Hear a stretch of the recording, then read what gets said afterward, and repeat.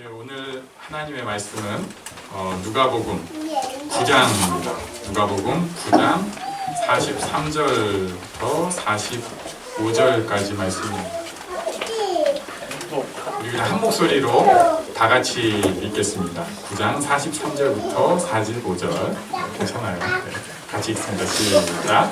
사람들이 다 하나님의 위엄에 놀라니라. 그들이 다 그 행하시는 모든 일을 놀랍게 여길세 예수께서 제자들에게 이르시되 이 말을 너희 귀에 담아두라. 인자가 장차 사람들의 손에 넘겨지리라 하시되 그들이 이 말씀을 알지 못하니 이는 그들로 깨닫지 못하게 순진하가 되었습니다. 또 그들은 이 말씀을 묻기도 두려워하더라. 아멘. 이 44절 말씀 보면은요, 이 말을 너희 귀에 담아두라. 인자가 장차 사람들의 손에 넘겨지리라. 다른 말씀 하시면서 이런 표현 잘 안 쓰셨거든요. 이 말을 너희 귀에 담아두라. 그런데 예수님께서 그 표현을 하셨습니다. 근데 그 내용이, 이 말을 너희 귀에 담아두라 하는 내용이 뭐냐면 인자가 장차 사람들의 손에 넘겨지리라, 이 말씀이었습니다. 예수님은 이 땅에서 꼭 해야 할 일이 있었습니다. 제자 삼아야 했고요. 그리고 그 제자들 가르치셔야 했습니다. 그래서 우리가 사복음서를 통해서 예수님이 어떤 가르침을 가르치시는지 우리가 배울 수 있거든요. 또 하나님 나라를 선포하셔야 했습니다. 그리고 또 치유하셔야 했습니다. 각양 병든 사람들을 치유하시면서 이것이 하나님 나라의 표징이라는 것을 알려주셨어요.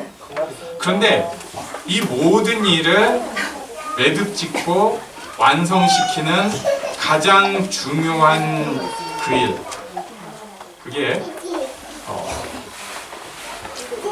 사람들의 손에 넘겨진 일입니다.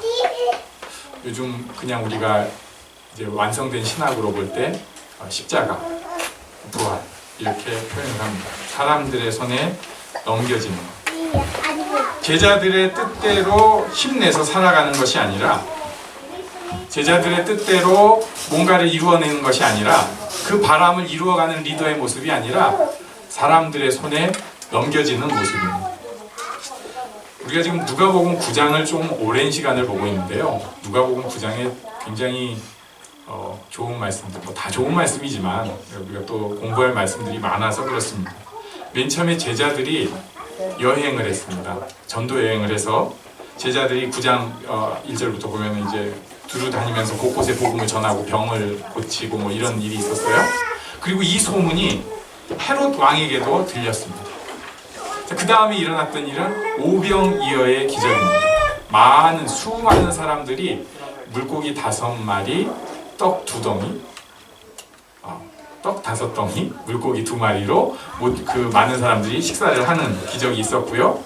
그 다음에 처음으로 이제 사람들은 나를 누구로 하냐? 너희는 나를 누구라 하느냐 할 때 베드로가 신앙 고백을 했죠. 주는 그리스도시요 하나님의 아들입니다. 그때 예수님께서 처음 중요한 일을 알려주시는데 그게 누가복음 9장 20절부터 22절 내용입니다. 22절에 보면 인자가 많은 고난을 받고 장로들과 대제사장들과 서기관들에게, 여기서는 오늘 우리 본문엔 넘겨지리란데 여기는 버림받되어, 많은 고난을 받고 버림받되어 죽임을 당하고 그러나 제3일에 살아나야 하리라, 살려주시리라. 정확하게 표현하면 살아남을 입으리라, 살아남게 될 것이다. 그러니까 하나님께서 살리시는 것을 그 헬라어는 이렇게 살짝 표현을 해줍니다. 이 일이 있고 나서 그 다음에 이제 변화산에서의 영광스러운 모습이 있었고, 그 다음에 아버지의 아들을 고쳐주시는, 다른 치유 사역도 컸지만 아버지의 아들을 고쳐주시는, 병 고치는, 그 귀신 쫓는 그 사역이 있었고, 그리고 오늘 본문 넘겨지리라 귀에 담아두라 이 말씀이 있고, 그 다음에 이제 아마 또 다음 주 어린아이를 세우시고 그리고 제자의 자세에 대해서 알려주시는 일이 나옵니다. 사람들을 먹이고 제자들이 가서 전도 사역하고 사람들한테 소문이 나고 병을 고치고 영광스러운 모습이 있고 제자의 다세에 대해서 알려주셨는데 그 중에서도 귀에 담아두라 하는 말씀은 사람들 손에 넘겨진다는 것입니다. 예수님은 유다에게 배신당해서 사내들인 회의에 넘겨졌고 사내들이는 로마 당국에 넘겼고 로마는 유대인들에게 그 책임을 넘기려고 했지만 결국은 예수님을 처형합니다. 이것을 말씀하시는 거예요. 아무 손 쓸 수 없어요. 바람이 다 사라져버리는 순간이에요. 그런데 제자들은 45절에 보니까 이 말씀을 전혀 알지 못했습니다. 하나님께서도 깨닫지 못하게 숨겨버리셨어요. 그리고 또 제자들은 묻기도 두려워합니다. 첫 번째 잘 알지 못하고요. 하나님께서 그거 굳이 막 찔러주지도 않으셨어요. 알지 못하니까 그 가운데서 묻기도 두려워하는 상태입니다. 왜 그랬을까? 왜 이해가 안 됐을까? 저는 부활절 아침에 우리에게도 있는 이 모습을 통해서 우리는 왜 예수님의 십자가를 이해를 못하는가? 왜 우리는 마음에 담아두지를 못하는가? 보려고 합니다. 오늘 9장 46절에 보면은 제자들은 높아지려고 하는 마음이 있었기 때문에 예수님의 십자가 버려지심을 이해할 수가 없었습니다. 나쁘게 말하면 예수님을 이용해서 더 높아지고 싶은 거예요. 그런 마음이 있었습니다. 이 사람보다는 더 높아지고 싶습니다. 예, 한번 옆 사람 슬쩍 봐주세요. 그럼 이 사람보다는 내가 높아지고 싶습니다. 예, 이승민 집사님 아들 얼굴 이렇게 보셨는데 아빠도 그래요. 내가 이 아들한테만은 존경을 받으리라. 진짜로. 내가 딴 데서는 무시당해도. 엄마도 그렇잖아요. 내가 최소한 너희한테는 좀 존중을 받고 싶다. 애들은 또 어떻죠? 내가 딴 데서는 몰라도 우리 엄마 아빠한테는 존중을 받고 싶다. 내가 이 친구보다는 좀 나은고 싶다. 이게 인간의 본성입니다. 사람이 모이면 비교를 하려고 하고 그보다 더 낫고 싶어 합니다. 더 높아지고 싶어요. 높아지고 싶은 마음. 그래서 사람들을 판단하는 마음. 그리고 본능적으로 미워하는 마음. 이런 마음은 예수님의 십자가를 담을 수가 없습니다. 섬기는 마음이 우리에게 필요합니다. 섬기려고 하는 마음이 필요합니다. 그냥 남편보다 낮아지세요. 아내보다 낮아지세요. 애들한테 교육적으로 위험, 권위를 가르치는 거 당연히 필요한데 필요할 땐 또 더 낮아지세요. 회사에서도 서열이 있고 너무 가짜게 보이면 오히려 잡혀먹힐까 두려움이 있지만 지혜로운 사람은 필요할 때 낮출 수 있습니다. 교회에서도 그렇죠. 우리가 이제 어려서부터 봐왔으니까 좀 가짜는 모습들 다 알잖아요. 그냥 그러려니 하고 낮아지세요. 세워주세요. 예수님의 십자가를 깊이 이해할 수 있게 됩니다. 두 번째는 49절입니다. 누군가가 자기들 흉내내는 것, 그거 용납할 수 없었습니다. 왜냐? 여기는 우리 영역, 더 정확하게 표현하면 여긴 내 영역이니까. 내 영역만큼은 침범받기 싫습니다. 내 스타일대로 하고 싶습니다. 이건 손대지 마세요. 기도를 하는데 이건 건드리면 안 돼요. 다른 사람이 터치해서는 안 돼요. 그 다른 사람에는 하나님도 포함이 됩니다. 못 건드리게 하는 거예요. 요건 안 됩니다.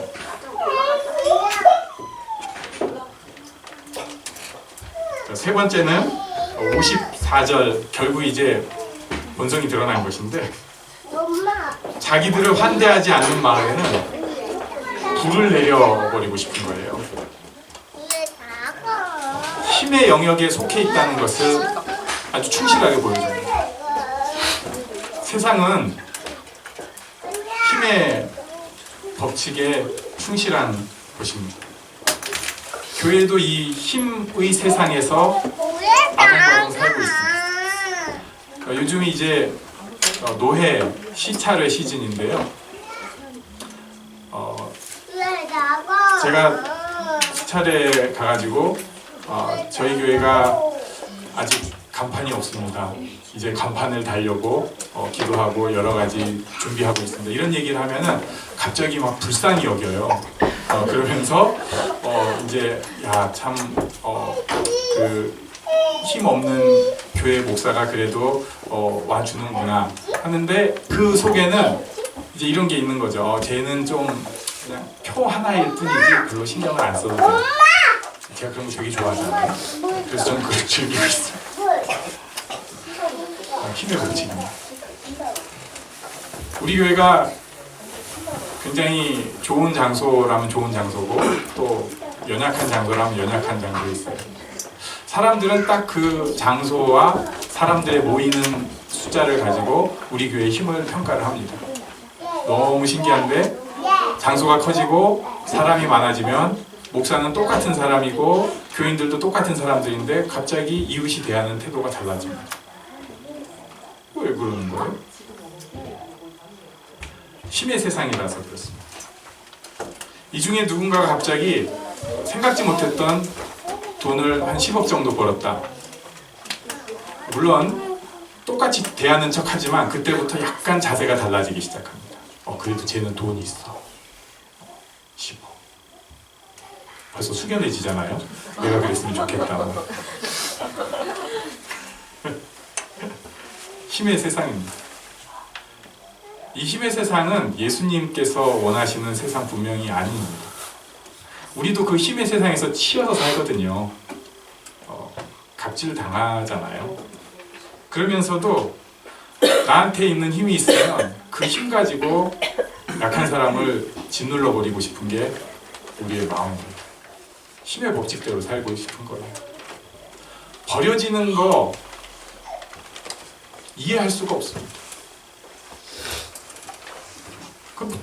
되지도 않는 거 이거 딱 내 영역 지키고 있는 버려지는 거 십자가에 죽어진 거 이해할 수가 없습니다.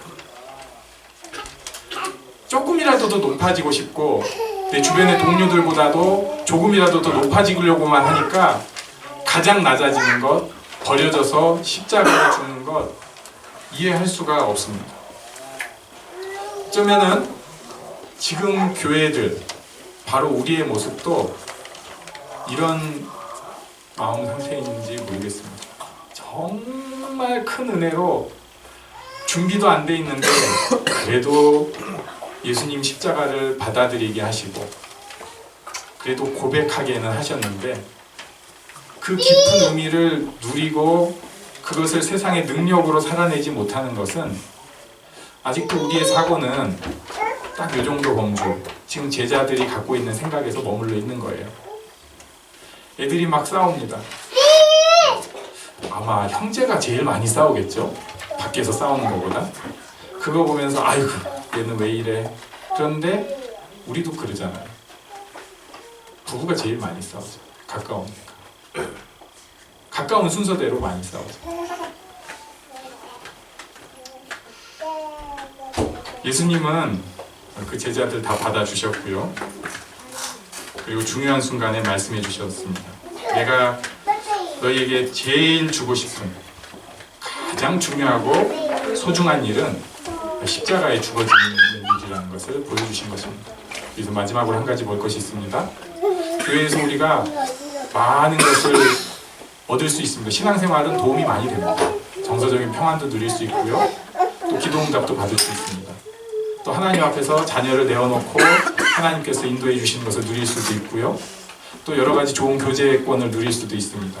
그리고 평안을 가지기도 하고 여러 생활의 태도도 배울 수가 있습니다. 그런데 지금 이 순간 교회에서도 가장 필요한 것은 제일 필요한 것은 예수님의 십자가를 마음에 담아두는 것입니다. 우리에게 이런 복이 있는 이런 출발점이 되는 귀한 2018년 부활절 아침이 되기를 간절히 바랍니다.